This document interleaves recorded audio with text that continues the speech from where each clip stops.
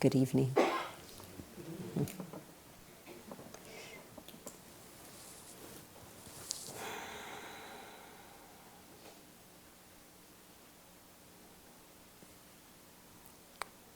What do I want to say to you tonight? First, I want to say thank you so much for being here. I think each and every one of you, I don't know each and every one of you, but I think I'm grateful for each of you being here. Those who I know, I'm certainly grateful for. We make Tassajara together.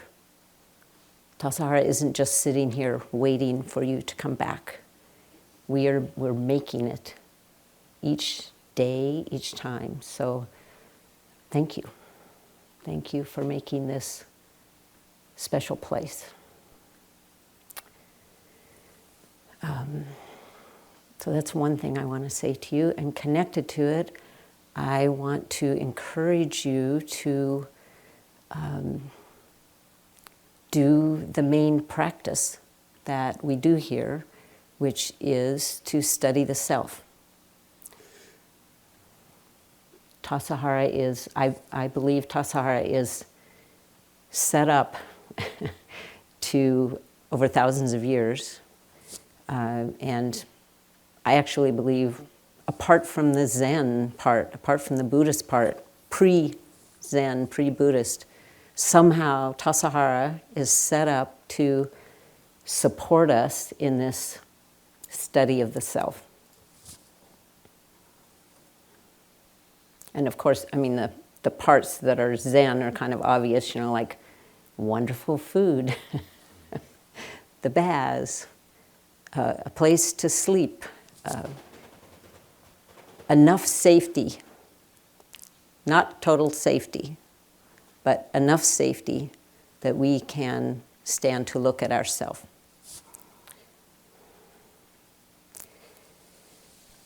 We don't study the self as a way to be separate from things. We study the self because it's the most intimate place to meet things, to meet everything, to meet anything, is right here. How does this body, how does this mind, how do these emotions, how do they experience the world? That's part of the study of self. What happens here when something happens here or in here? So that's, we aren't studying it to be separate. We're studying it to see, how do we interact? How do we live? How are we affected? How do we affect? What happens when I do something? How does that affect the rest of the world? So this intimate place that only you can know, only I can know how that happens in this body and in this mind that is different, is very similar to other humans. And we can start to see that, how, I feel this way. Maybe that's what other people are feeling too. But nonetheless, it's unique to this being, these nerve endings, so only you can study you.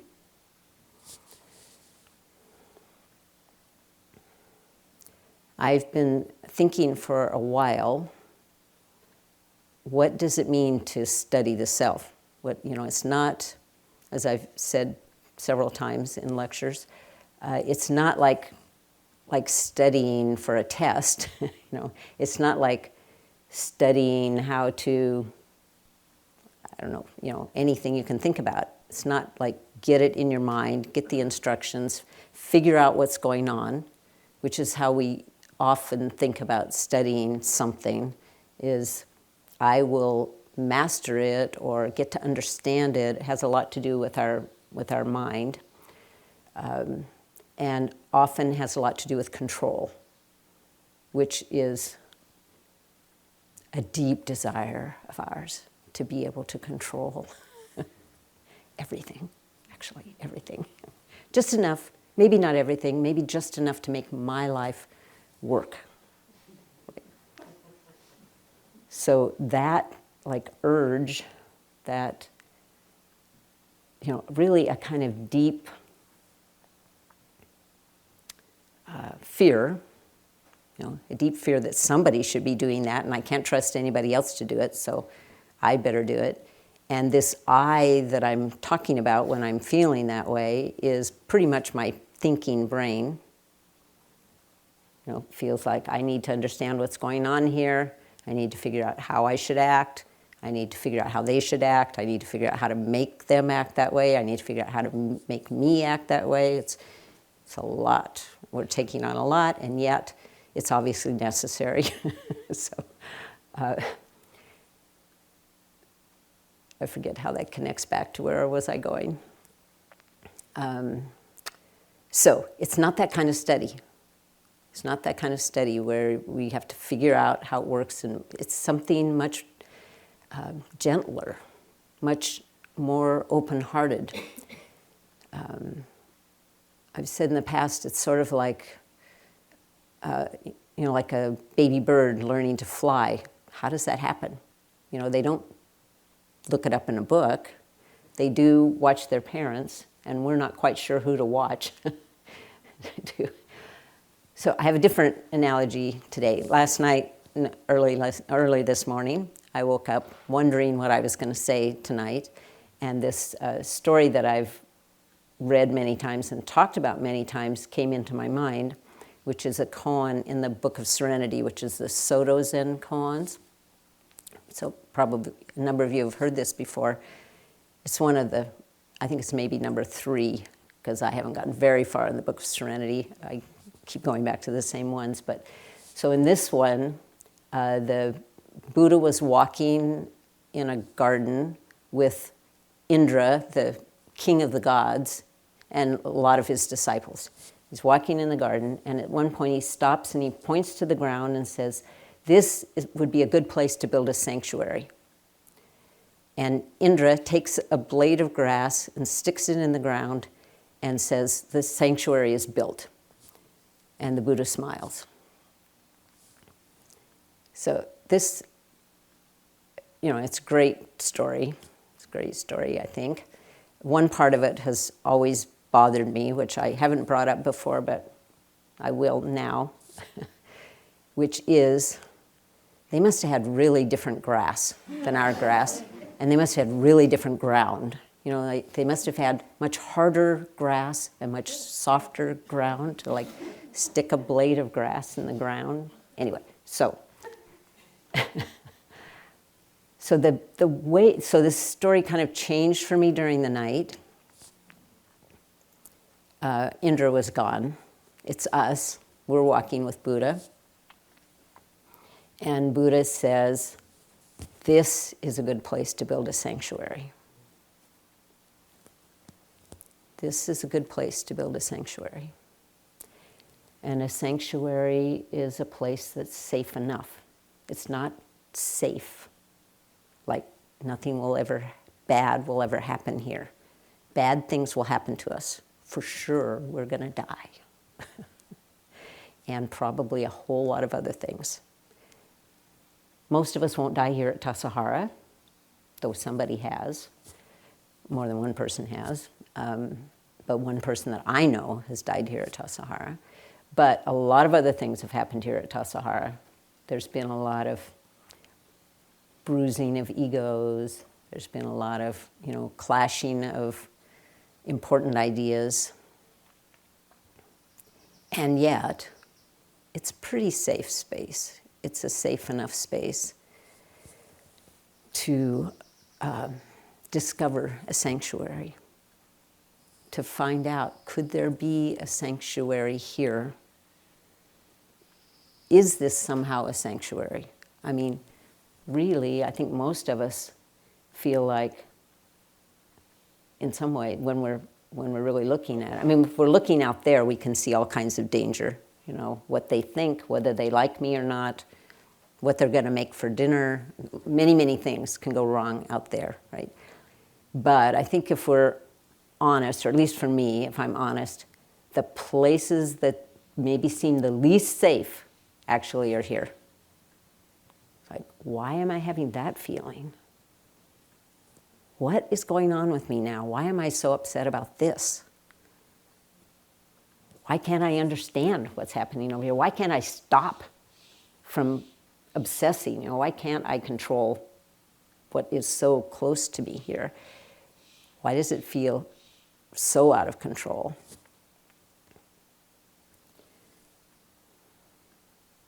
So this studying the self to build a sanctuary, to see if there is a sanctuary there, to see if what is there is actually okay. I think this is really the main, I believe, this is the main message of Buddhism. What is here is actually okay. Sometimes it's said, you are Buddha. That means you are okay as you are. It means you fit. It means you belong. You belong.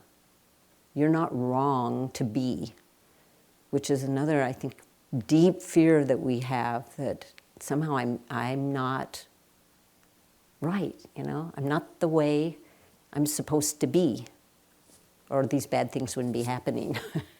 Like, I wouldn't feel bad, Somehow we have the idea that we should never feel bad. If we do feel bad, it's because something's wrong. And there's really two choices. If something's wrong, it's either their fault or my fault. Our big fear is it's my fault, which is why we spend so much effort sometimes trying to make sure that it's somebody else's fault. What did they do wrong? Because we're also like, what did I do wrong? What did I do wrong? So this teaching of Buddhism, you're not wrong, but it doesn't mean you're right. It means you are. It means what is here is here. What it really means is it's here by dependent co-arising.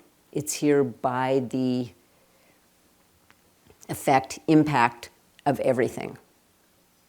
So it really couldn't be anything else because everything is making it. But that doesn't mean it is something.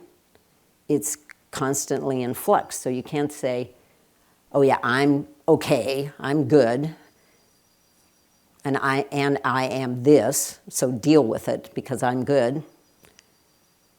No, it means in this moment, and then in this moment, and then in this moment, we are created by everything. And at the same time, everything we do has an impact on everything. So we can't give up the responsibility for our actions, our feelings, So back to then how to study this, back to this blade of grass and my reinterpretation. So, this picking up a blade of grass and putting it in the ground, if you can do that, is really a kind of precise, simple,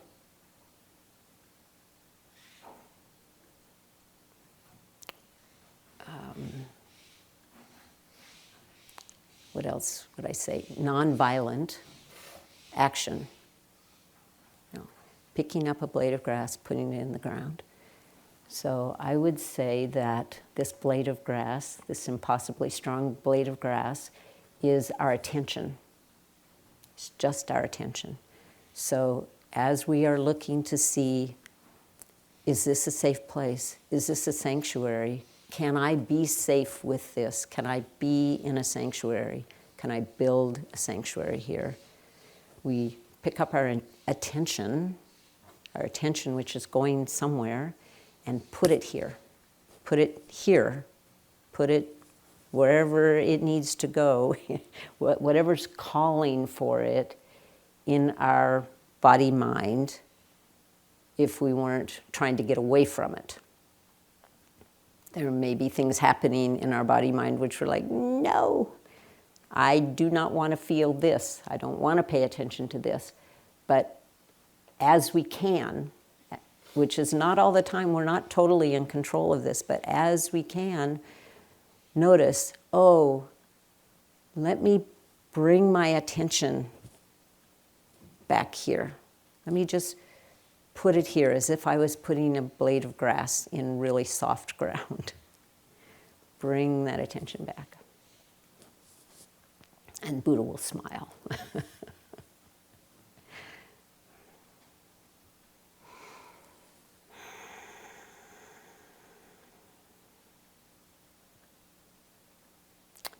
Let me stop there and see if anybody has anything they want to ask or bring up. If you don't, I'll figure out a way to go on. But if anyone has anything. Not yet.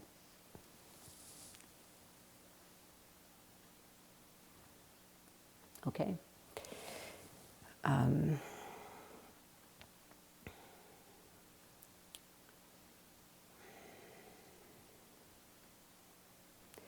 This belonging, this finding, well, let me say, I think that another kind of deep, primitive concern that we have is whether we belong. That's one way that our uncertainty of whether we're all right manifests, is that we can actually feel both ways. We can feel like I don't belong, or we can feel like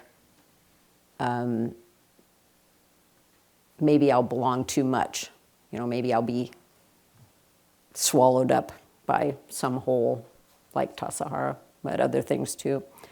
So to notice this feeling of not belonging or fear of not belonging, I think it's really a very human thing. We come from tribal roots where belonging was crucial to our survival, and where, being ejected from the tribe was a really serious consequence of actions.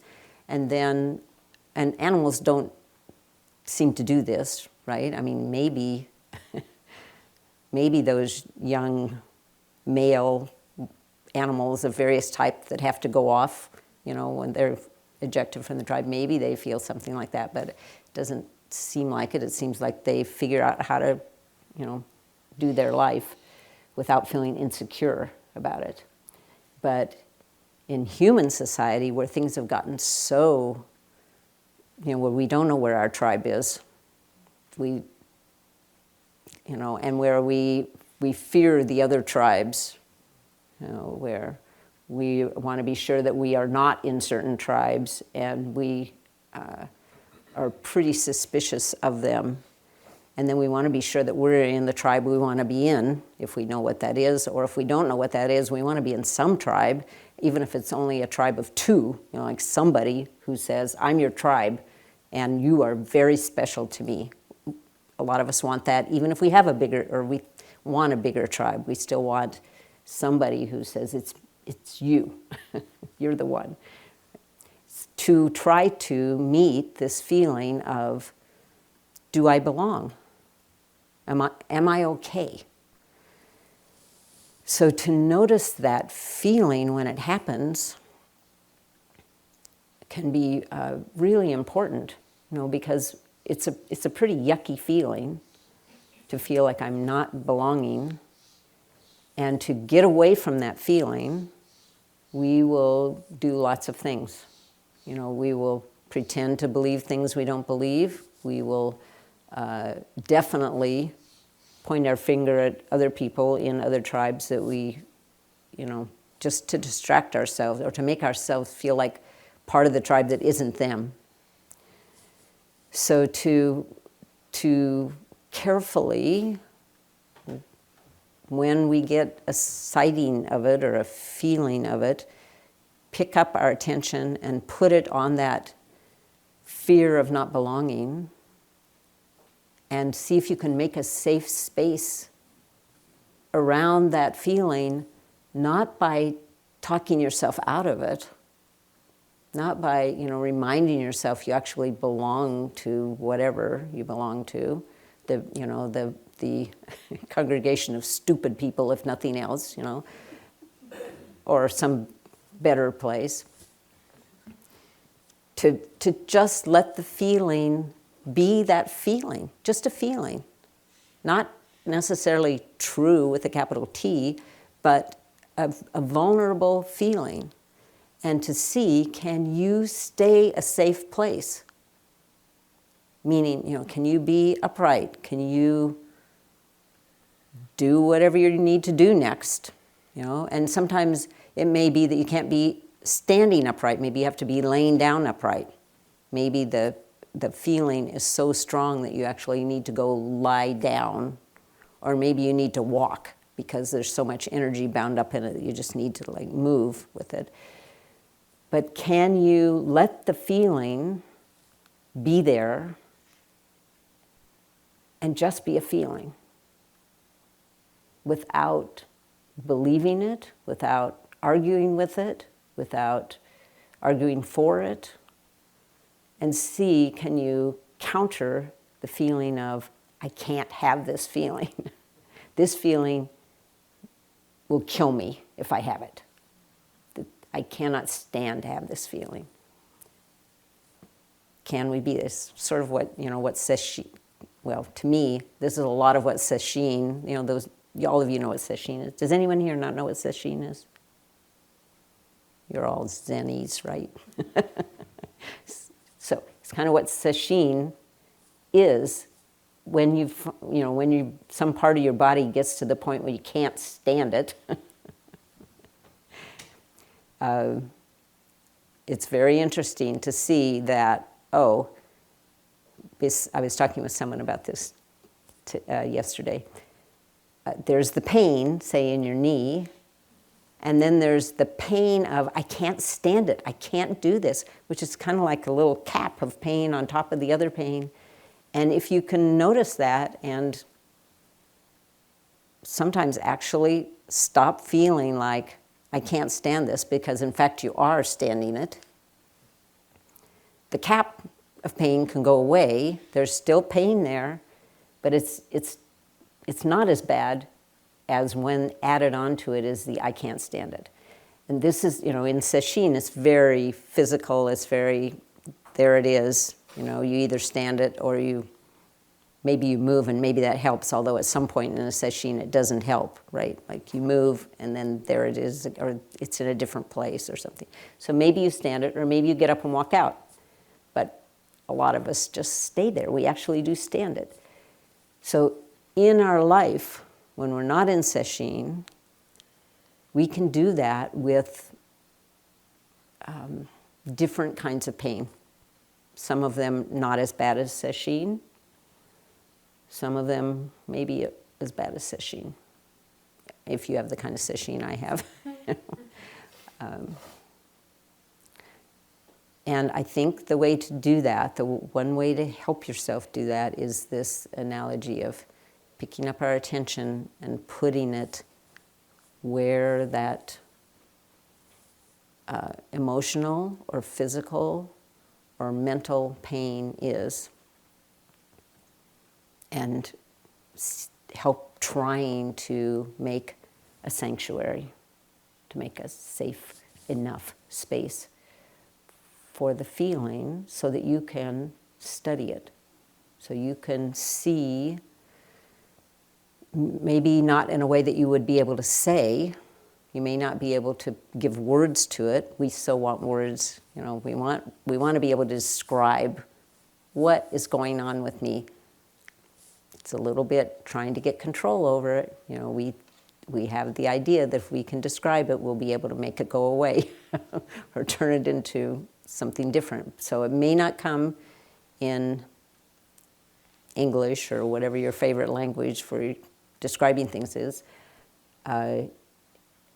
We may never be able to describe it in words. We might be able to, but we might not. That's not really the crucial part, is not to be able to say what's happening. The crucial part is to be able to let it happen. We cause most of the suffering that we cause, I believe, but please notice this for yourself and don't just assume that I'm right, but please notice. But I think that we cause most of the suffering that we cause for ourselves or for others because we don't want to have our feelings. Just because we don't want to feel a certain way. Like people get afraid of not having various things, food, land, reputation, and they kill people for it because they're afraid of not having it. It's pretty bad not to have food, not to have land. We do it. We actually do have food. We have plenty of food. We have a place to be, and still we don't want to have a feeling.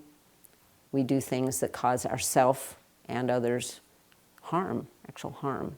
So the crucial point is, can we make a sanctuary where our feelings can be feelings, where there can just be a feeling of, I think I don't belong. I think I'm not good enough, without believing it, with letting it just be there as a feeling. And then life goes on. Then maybe someone proves to you that you belong by asking you to do the dishes, or you're our favorite dishwasher, would you please? Once again, thank you all so much for being here, for your practice, for your energy, for everything it took to get you here. Thanks. May our intention